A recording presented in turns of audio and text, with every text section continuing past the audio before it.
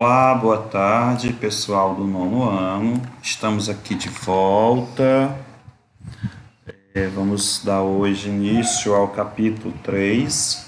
Vamos falar um pouco sobre os textos, sobre como esses textos são abordados dentro da nossa sociedade, qual é a função de cada um deles, ok? Nós vamos ver declaração e manifestos, ok? Então, vocês abrindo o livro na página 53, a gente percebe que a declaração e os manifestos, eles têm a função de trabalhar o exercício da cidadania, ok? Estamos passando por momentos em que esse texto vai falar com a nossa atualidade, tanto a nossa atualidade política como a nossa atualidade social, certo? E a declaração é um texto em que é um discurso ou um ato escrito, certo? Um ato escrito com o qual se declara algo a alguém ou se presta informações para alguém, ok? No próximo slide a gente vai ver com mais detalhes isso, ok? E a declaração, né, já falei aí, ela vai ser um texto em que vai trazer declarações sobre os direitos das pessoas. Aqui no texto que vocês vão ler, na página 54, Declaração Universal dos Direitos das Crianças. Né? Muitas pessoas acham que as crianças elas não têm direitos, elas são isentas de direitos. Né? E aí vai aparecer vários princípios, 10 princípios, se eu não me engano, que traz o direito à criança a desfrutar de todos os direitos enunciados em lei, certo? O primeiro diz assim: a criança desfrutará de todos os direitos enunciados nesta declaração. São direitos ortogados, né? Eu gostaria que vocês lessem com atenção todos esses direitos e compreendessem que não só os adultos têm direitos, ok?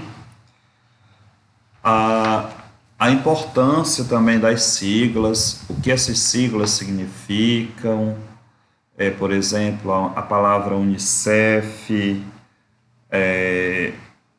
a ONU, né? E entre outras. Nós temos várias funções, né? A importância aí de outras palavras, como FMI. Todas essas siglas, ela tem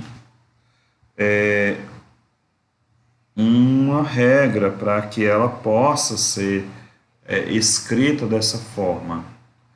Muitas são escritas apenas 3 letras, outras são 5, outras 6. E aí, na página 58, vai apresentar quais são as regras apresentadas pela página aí, certo? Antes de usar uma sigla, é preciso escrever principalmente o nome que ela se representa, né, que a ela se representa por extenso. Por exemplo, quando eu falo CEF, no caso aí, Caixa Econômica Federal. Quando eu vou escrever um texto, eu escrevo Caixa Econômica Federal, CEF. Quando eu for citar novamente este termo, Caixa Econômica Federal, não há necessidade, eu vou colocar apenas a sigla, que automaticamente o leitor vai situar, né, se situar quando observar, quando visualizar estas siglas novamente. E quando esta vier com um plural, eu coloco no final um S minúsculo, ok? Então aí tem várias regras e siglas na página 58. Gostaria que vocês lessem com atenção e fizessem a atividade que está na página 59. Tem, por exemplo, na página 59, Unesco. Ela também pode começar com uma letra, mas a primeira palavra não representa o que está escrito na sigla com a primeira letra. Por exemplo, Unesco. Unesco, a primeira palavra traria uma ideia com U, né? Mas não. Ele vai dizer que Unesco é a Organização das Nações Unidas para a Educação, a Ciência e a Cultura. Nada a ver, né? E aí, por exemplo, Unicef. Da mesma forma, eu pensaria que teria alguma palavra que começasse aí com U. Universidade, alguma coisa assim. Mas a gente indo procurar, a Unicef é Fundo das Nações Unidas para a Infância. O I ficou bem aqui. Ok? Unesco, da mesma forma. Então, a sua atividade hoje vai falar sobre isso. E também sobre os princípios de direitos de igualdade da criança. Vejam esses princípios, façam a atividade. O outro texto, que eu já falei, né, sobre algumas siglas, a página 58, e o outro é falando sobre o manifesto. De acordo com o dicionário, manifesto, uma declaração formal e geralmente escrita, transmite intenções, opiniões, decisões ou ideias, tanto políticas como particulares, a uma pessoa ou a um grupo. Declaração divulgada publicamente com variados propósitos. O manifesto situa-se entre os denominados gêneros argumentativo, cujo objetivo é convencer o interlocutor por meio de argumentos considerados aceitáveis. Por meio desse tipo de texto, uma determinada pessoa ou um grupo se posiciona frente a uma problemática, seja ela social, política, cultural ou religiosa. Ontem eu vi o jornal e percebi que está acontecendo algo em Brasília, né, uma problemática de teor político, né, de teor social, de teor cultural, de teor religioso. Então, vai acontecer manifestos durante essa semana e a gente precisa estar atento para se posicionar frente a essa problemática. Nós temos que saber qual é o certo, o que é melhor para nós, não seguirmos o que manda aí os indesejáveis. Nós temos que tomar uma posição sobre o que está acontecendo no país. E é interessante que foi justamente, vem de cara aí com o nosso texto mostrando a importância do manifesto. Ok? Então, o manifesto, no decorrer da história, ocorreram vários, né? Trazendo sentido comunista, futurista, surrealista, antropófago, poesia do pau-brasil, entre outros. Houve manifestos na época da ditadura, houve outros tipos de manifestos, ok? Então, os manifestos, eles possuem motivações e alvos distintos, alvos distintos, mas utilizam-se da escrita para alcançar o seu objetivo. Existem outros manifestos que também usam a oralidade, usam o movimento, que é o que está acontecendo no nosso contexto histórico, político e social do nosso Brasil, nosso lindo Brasil, né? Pessoal, o texto manifesta uma forma direta e clara de expressar as intenções de um grupo em diversas situações, com o objetivo de impactar a opinião pública, fazendo uso da linguagem persuasiva, isto é, exprimindo argumentos convincentes sobre uma determinada situação.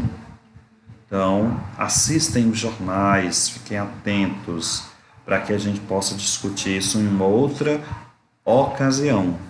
Pode-se dizer que tal gênero, pessoal, atua como uma espécie de uma denúncia a respeito de um fato que ainda não é conhecido por toda a população.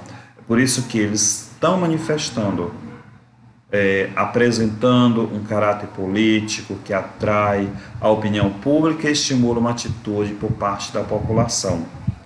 Então, no manifesto existe dois conceitos, dois pontos de vistas, tanto de um lado como de um outro lado. Então, eu preciso ter um argumento para perceber o que é melhor dentro de uma comunidade, dentro de uma sociedade que precisa de democracia. O que é democracia, né?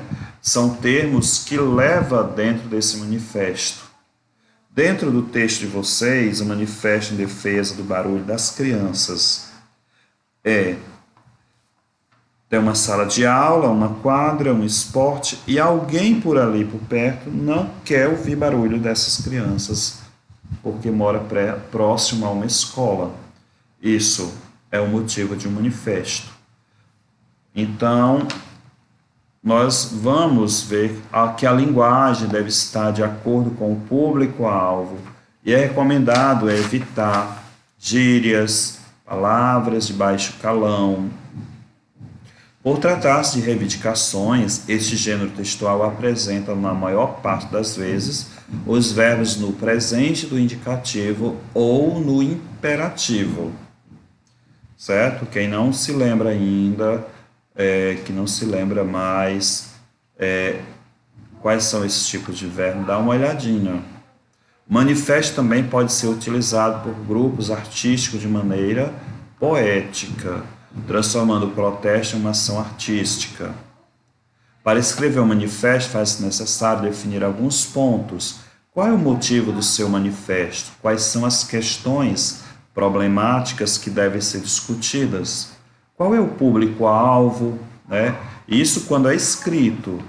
É diferente do manifesto oral, do manifesto que vai à rua, que vai ao público, enfim.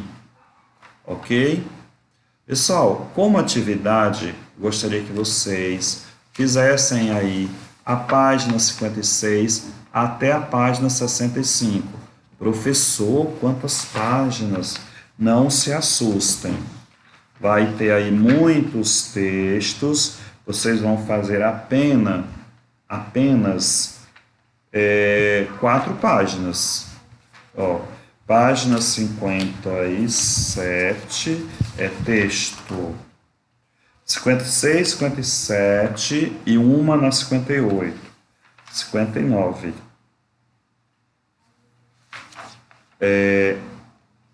E até a página 62, 63.